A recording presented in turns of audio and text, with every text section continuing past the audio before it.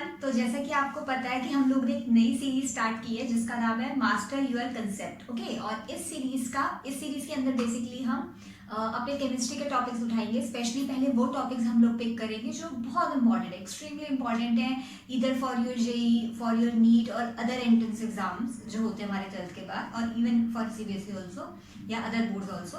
तो पहले हम इंपॉर्टेंट टॉपिक्स अपने एंट्रेंस में जो पूछे जाते हैं उनको पिक करेंगे और उसके ऊपर एक क्विक रिवीजन लेंगे। एक्चुअली रिवीजन नहीं कहना चाहिए उसको क्विकली स्टडी करेंगे। ठीक है, कम टाइम में स्टडी करेंगे मगर उसको डिटेल्ड में स्टडी करेंगे, उसके मैक्सिमम एग्जांपल्स कवर करने की कोशिश करेंगे।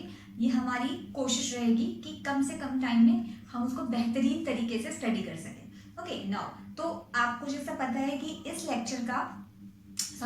इस सीरीज का ये पहला लेक्चर है। ठीक है, अगर आपने मेरा पहले वाला वीडियो देखा है तो आपको पता है नया सीरीज स्टार्ट हुआ था, तो उसका पहला लेक्चर है हमारा विच इज फजान्स रूल। इनऑर्गेनिक में से मैंने ये टॉपिक उठाया है, extremely important but at the same time extremely easy, और क्वेश्चन तो खैर आते ही हैं। ठीक है, तो फजान्स रूल बेसिकली क्या बताता है कि किसी भी आयनिक कंपाउंड में, आयनिक बॉन्ड में कोवेलेंट कैरेक्टर कितना है। देखिए, उससे पहले मैं आपको एक बार बता देती हूँ कि आयनिक बॉन्ड और कोवेलेंट बॉन्ड क्या होता है। आई एम श्योर आपको पता होगा वैसे। ठीक है, देखिए जल्दी से देख लेते हैं। देखिए आयनिक बॉन्ड में क्या होता है, इलेक्ट्रॉन जो है वो कंप्लीटली ट्रांसफर हो जाते हैं। जैसे ए ने इलेक्ट्रॉन कंप्लीटली बी को दे दिए, जैसे कंप्लीट ट्रांसफर ऑफ इलेक्ट्रॉन।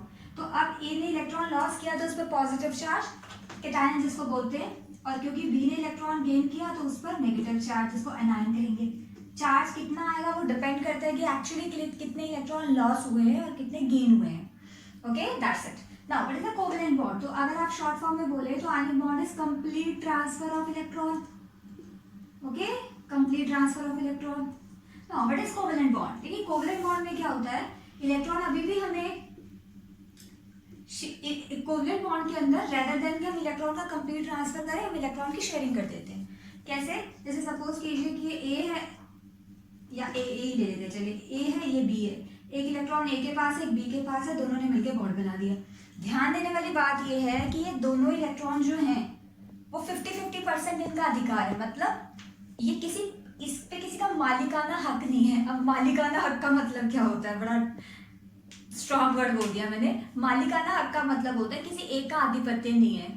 अब ये भी स्ट्रॉन्ग वर्ड बोल दिया, मुझे इसका इंग्लिश में मतलब नहीं समझ आ रहा। मतलब किसी एक का हक नहीं हो उस पर, दोनों जो दो इलेक्ट्रॉन्स हैं वो दोनों के हैं, तो उसे बीच में रख देते हैं कि भाई तेरा भी है और ये मेरा भी है, दोनों का है। ओके, तो इक्वली शेयर हो रहे हैं, इक्वली शेयर।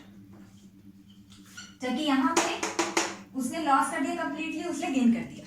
ठीक है, इस एक्सट्रीम केस को जब इलेक्ट्रॉन कंप्लीटली शेयर हो जाता है उसको आयनिक बॉन्ड बोलते हैं, और जब इलेक्ट्रॉन इक्वली शेयर होते हैं, कंप्लीट ट्रांसफर हो जाता है सॉरी, और जब इक्वली शेयर हो जाते हैं तो उसको कोवेलेंट बॉन्ड बोलते हैं। बट आप यकीन मानिए कि कोई भी बॉन्ड कंप्लीटली आयनिक नहीं होता, कोई भी बॉन्ड कंप्लीटली आयनिक नहीं होता, कोई भी बॉन्ड कंप्लीटली कोवेलेंट नहीं होता। These are basically the extreme cases. ठीक है, जो हम बताते हैं बच्चों को, these are the extreme cases. Okay, actually जो एक्चुअल बॉन्ड होता है उसमें कुछ कैरेक्टर होता है, आयनिक कैरेक्टर, कोवेलेंट कैरेक्टर। आप इसको ऐसे समझिए कि जैसे कहा क्या जाता है, मैं खुद मानती हूँ इस बात को कि कोई बंदा बंदी यानी कोई इंसान पूरी तरीके से बुरा नहीं हो सकता। ठीक है, ऐसा नहीं हो सकता कि वो 100% खराब हो, और ये भी नहीं हो सकता कि वो 100% सही हो। ये आइडियल सिचुएशंस हैं, दोनों एक्सट्रीम सिचुएशंस हैं। कोई 100% बैड नहीं हो सकता, कोई 100% गुड नहीं हो सकता। तो देयर इज सम कैरेक्टर हो सकता है, I am not saying this but I am just giving you example. हो सकता है कि मुझमें गुड कैरेक्टर ज्यादा हो as comparison to bad character. ठीक है, तो मैं कहूंगी कि मैं गुड हूँ, बट दैट डजंट मीन कि मैं पूरी तरीके से गुड हूँ, मतलब मेरे में गुड कैरेक्टर ज्यादा है। ओके, तो देयर इज सम कैरेक्टर। तो अगर किसी में आयनिक कैरेक्टर ज्यादा है तो वहां बोल देते हैं कि वो आयनिक बॉन्ड है। तो प्लीज नोट दिस पॉइंट, उसमें कोवेलेंट कैरेक्टर भी थोड़ा बहुत होगा, और जिसमें कोवेलेंट कैरेक्टर ज्यादा है उसको बोल देते हैं कि वो कोवेलेंट बॉन्ड है। ओके, ये बॉन्ड समझ आ गया आपको? चलिए, अब फजान ने क्या कहा? फजान ने कहा कि भाई देखो ऐसा है कि कोई भी बॉन्ड कंप्लीटली आयनिक और कोवेलेंट तो होता नहीं, तो देयर इज सम कैरेक्टर। तो कितना परसेंट कोई आयनिक होगा या कितना कोवेलेंट, मतलब किसमें डोमिनेटिंग कैरेक्टर क्या होगा, आयनिक के कोवेलेंट? जो डोमिनेटिंग कैरेक्टर होगा वही बोलेंगे ना। तो कैसे पता चलेगा कि किसमें डोमिनेटिंग कैरेक्टर क्या है, आयनिक या कोवेलेंट कैरेक्टर? उसको फजान्स ने बताया, और बहुत छोटे छोटे बहुत सिंपल से पॉइंट दिए। तो इसको हम पढ़ेंगे covalent character in ionic compound. किसी भी आयनिक कंपाउंड में कितना कोवेलेंट कैरेक्टर होता है, फजान्स ने बताया था। ओके, चलिए फजान ने क्या कहा, फजान को समझने के लिए, फजान के रूल को समझने के लिए पहले हम 2-3 चीजें इंपॉर्टेंट समझते हैं। उनमें से सबसे पहली चीज है polarisation. Okay, what is the polarisation? देखिए पोलराइजेशन, देखिए आपको पता है कि हमारे पास एक कैटायन होता है, एक एनायन होता है, पता है? और आपको ये भी पता होगा कि मोस्ट ऑफ द केसेस में कैटायन स्मॉल होता है। Cation is generally smaller in size and anion is larger in size. Why? क्योंकि कैटायन में न्यूक्लियर चार्ज ज्यादा होता है, बिकॉज इसने इलेक्ट्रॉन लॉस किया है। अगर आप इन दोनों को एक दूसरे के नजदीक लेके आते हैं तो देयर इज सम अट्रैक्शन। अगर आप इन दोनों को एक दूसरे के नजदीक लेते आते हैं तो इनमें कुछ अट्रैक्शन होगी। अब जब ये बहुत नजदीक आ जाएंगे, जब ये बहुत नजदीक आ जाएंगे तो क्या होगा? देखिए क्योंकि अट्रैक्शन हो रही है तो कैटायन एनायन को अपनी तरफ खींचेगा। अब ध्यान दीजिएगा, कैटायन को एनायन से कोई लेना देना नहीं है, कैटायन को एनायन के इलेक्ट्रॉन चाहिए। तो कैटायन क्या करेगा? एनायन के इलेक्ट्रॉन को अपनी तरफ खींचेगा। इसकी वजह से क्या होगा? हमारा एनायन बेचारा डिस्टॉर्ट हो जाएगा, एनायन डिस्टॉर्ट हो जाएगा। क्यों? क्योंकि कैटायन उसको अट्रैक्ट कर रहा है। इसी डिस्टॉर्शन को, डिस्टॉर्शन ऑफ एनायन, एनायन बेचारा डिस्टॉर्ट हो जाएगा। इसी डिस्टॉर्शन को कहते हैं पोलराइजेशन। तो पोलराइजेशन कब आती है? When cation attract anion toward itself. Basically when cation attract the electron cloud of anion. ठीक है, तो इस डिस्टॉर्शन को बोलते हैं पोलराइजेशन।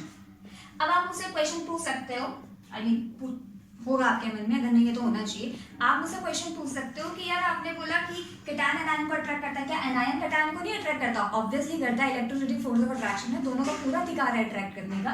तो क्या एनायन अट्रैक्ट नहीं करता? करता है। तो क्या कैटायन डिस्टॉर्ट नहीं होगा एनायन की वजह से? नहीं होगा, क्योंकि जो इसका साइज लार्ज होता है बेचारा वही डिस्टॉर्ट होता है। ठीक है, क्योंकि एनायन का साइज लार्ज है और कैटायन का साइज स्मॉल है, इसीलिए एनायन डिस्टॉर्ट हो रहा है, ना कि कैटायन। ये बात समझ आ गई? चलिए, तो दिस इज कॉल्ड पोलराइजेशन, पहली बात। दूसरी बात, इसमें 2 चीजें क्या कि देखिए डिस्टॉर्ट कौन कर रहा है? डिस्टॉर्ट इलेक्ट्रॉन क्लाउड को अपनी तरफ कौन खींच रहा है? कैटायन। तो कैटायन की कुछ पावर है इलेक्ट्रॉन को अट्रैक्ट, एनायन को अट्रैक्ट करने की, उस पावर को बोलते हैं पोलराइजिंग पावर। पोलराइजिंग पावर, तो पोलराइजिंग पावर का मतलब क्या है? The power of cation to attract anion and to get distort and to distort its electron cloud and to distort anion. अब बेचारा anion क्या कर रहा है? anion तो बेचारा डिस्टॉर्ट हो रहा है, तो वो कितनी उसकी टेंडेंसी है डिस्टॉर्ट होने की, बर्बाद होने की कितनी टेंडेंसी है, डिस्टॉर्ट होने की कितनी टेंडेंसी है। इसी को बोलते हैं पोलराइजेबिलिटी। पोलराइजेबिलिटी, पता नहीं पहले मैंने देखी कि नहीं, पर मेरी इमोशन सही है। पोलराइजेबिलिटी सही लिखिए।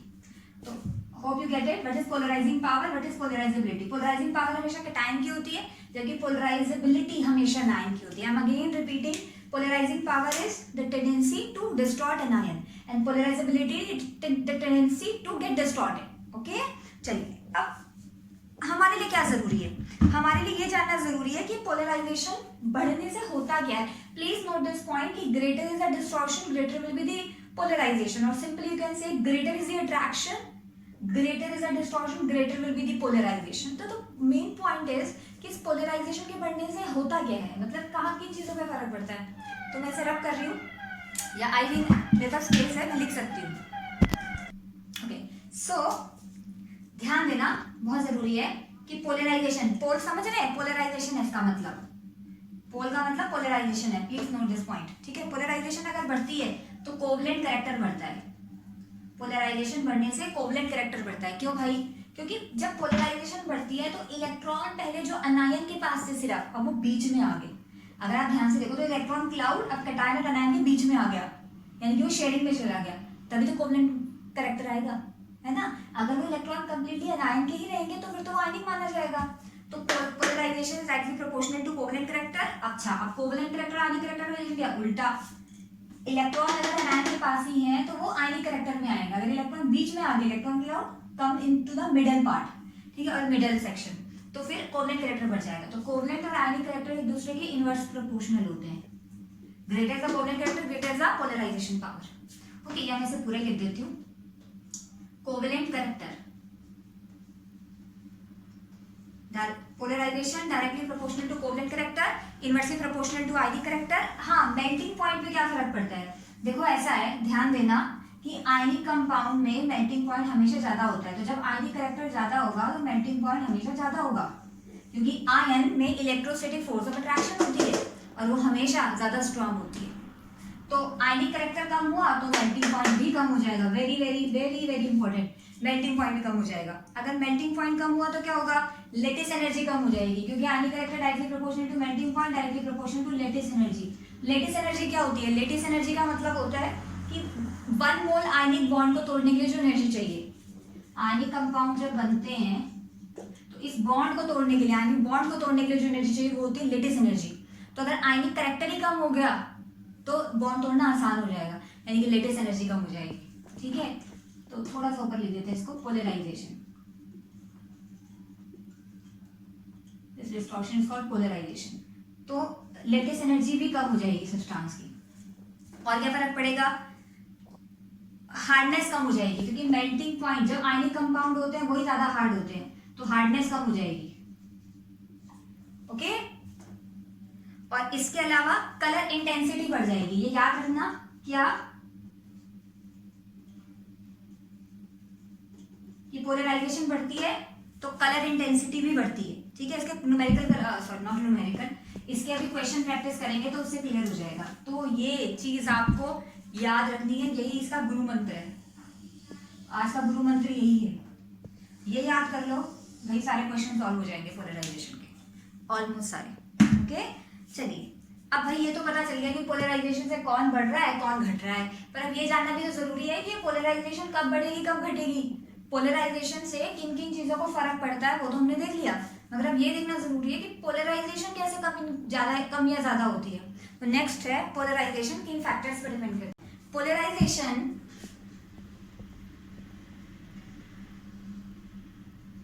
डिपेंड्स ऑन, पोलराइजेशन किस पे डिपेंड करती है? देखिए सबसे पहले polarisation is directly proportional to, देखिए आयन पे चार्ज जितना ज्यादा होगा वो उतने जल्दी अट्रैक्ट होंगे कि नहीं होंगे, और उतना डिस्टॉर्शन ज्यादा उतनी पोलराइजेशन ज्यादा। तो polarisation directly proportional to charge on ion. कौन सा आयन? कोई भी आयन हो, कोई फर्क नहीं पड़ता, कैटायन एनायन कुछ भी हो, बट चार्ज अच्छा होना चाहिए। दूसरी बात साइज, देखिए ऐसा है कैटायन को अट्रैक्ट करना है, कैटायन को अट्रैक्ट करना है तो जितना ज्यादा स्मॉल साइज का होगा कैटायन, उस पर चार्ज डेंसिटी उतनी ज्यादा होगी और वो ज्यादा अच्छे से अट्रैक्ट करेगा। तो पोलराइजेशन या जितना स्मॉल साइज होगा उस पर चार्ज डेंसिटी उतनी ज्यादा होगी, is inversely proportional to size of cation. Cation जितना स्मॉल साइज का होगा उस पर चार्ज डेंसिटी उतनी बढ़ जाएगी और अट्रैक्शन बढ़ेगी और पोलराइजेशन बढ़ेगी। थर्ड, पोलराइजेशन इज एनायन पे कैसे डिपेंड करती है? देखिए साइज एनायन पे जितना ज्यादा होगा डिस्टॉर्शन को उतनी जल्दी करेगा, ज्यादा बड़ी चीजें जल्दी डिस्टॉर्ट हो जाती हैं। तो polarisation is directly proportional to size of anion. Okay, और लास्ट चीज है इलेक्ट्रॉनिक कॉन्फ़िगरेशन। ध्यान रखना, ऐसे आयन जिनके इलेक्ट्रॉनिक जिनका ऑक्टेट कंप्लीट होता है, आयन ऐसे आयन जिनका ऑक्टेट कंप्लीट होता है वो हमेशा कम पोलराइजेशन शो करते हैं। तो सेकंड है लास्ट है इलेक्ट्रॉनिक कॉन्फ़िगरेशन। इलेक्ट्रॉनिक कॉन्फ़िगरेशन तो क्या पढ़ा हमने? Ion with noble gas configuration और less polarising power. Ion with noble gas configuration has less polarizing power. Please note this point. Has less polarizing power या has less polarization, कुछ भी लिख लो। और ज्यादातर आयन ऐसे होते हैं जिनका नोबल गैस कॉन्फ़िगरेशन पूरा होता है, बट जिनका नहीं होता उनके एग्जाम्पल क्या है? Ion with not complete octet. याद कर लो, जैसे याद क्या कर लो पता ही चल जाएगा देख के। Ion with not complete octet के एग्जांपल हैं लेड, कॉपर, बिस्मथ। कॉपर +2 में, +1 में सॉरी, लेड +2 में, बिस्मथ +3 में, ये कुछ एक एग्जांपल है। इसके अलावा आपके पास वेनेडियम हो सकता है, वेनेडियम +3 स्टेट में, क्रोमियम +2 स्टेट में, और भी बहुत सारे एग्जांपल हो सकते हैं, बट देख लेना। ठीक है, नेक्स्ट है अब पढ़ते हैं इसके बेस पे क्वेश्चंस। ये तो फैक्टर हो गए ना, मगर अभी क्वेश्चन के बिना कैसे काम चलेगा, तो कुछ एक ऑर्डर देखते हैं और फिर उनको चेक करते हैं कि कैसे इसको फॉलो कर सकते हैं। ओके सो कुछ एग्जांपल्स लिखे हमने, ठीक है। पोलराइजेशन से रिलेटेड क्वेश्चंस हैं, उसमें polarisation, covalent character, melting point, बहुत सारी चीजें आ सकती हैं, ठीक है। तो पहला एग्जांपल है NaCl, MgCl2, AlCl3, we have to arrange in increasing covalent character. देखिए कोवेलेंट कैरेक्टर, अब देखिए इसमें चेक आपको ये करना है कि इसमें आयन जो है वो कौन सा चेंज हो रहा है। अब देखिए क्लोरीन तो दो सब में कॉमन है, चेंज क्या हो रहा है, कैटायन।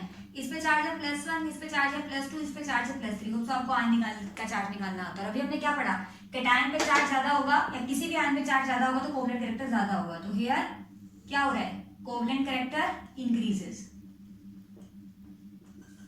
अच्छा अगर आपको इसका मेल्टिंग पॉइंट लिखना हो तो मेल्टिंग पॉइंट पे क्या फर्क पड़ेगा। देखिए मेल्टिंग पॉइंट और कोवेलेंट कैरेक्टर रिलेशन उल्टा था, तो अगर कोवेलेंट कैरेक्टर इंक्रीज कर रहा है तो मेल्टिंग पॉइंट क्या करेगा, डिक्रीज करेगा। सिंपल सी बात है। Okay next PbCl2, PbCl4, obviously lead change हो रहा है, लेड का ऑक्सीडेशन स्टेट या चार्ज चेंज हो रहा है। ऑक्सीडेशन स्टेट चार्ज एक ही बात है, तो +2 +4 ऑक्सीडेशन स्टेट देखो, चार्ज देखो, तो obviously this one is more covalent.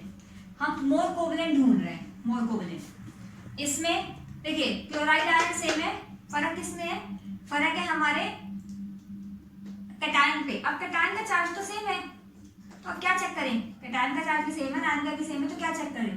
तो इसमें एक्चुअली क्या चेंज हो रहा है, इसके अंदर चेंज हो रहा है साइज। अगर आपको याद हो तो beryllium, magnesium, calcium, strontium, barium group 2 के मेंबर हैं ये सारे। और जब आप इस तरफ चलते हो तो कैटायन का साइज इंक्रीज करता है। तो कैटायन का साइज अगर इंक्रीज करेगा तो क्या होगा, पोलराइजेशन कम होगी, कोवेलेंट कैरेक्टर कम होगा। तो अब ये ज्यादा कोवेलेंट है। क्या रीजन लिखोगे इसका, क्योंकि इस तरफ क्या हो रहा है, साइज इंक्रीज हो रहा है। तो साइज इंक्रीज करने से क्या होगा, कोवेलेंट कैरेक्टर इंक्रीज होगा।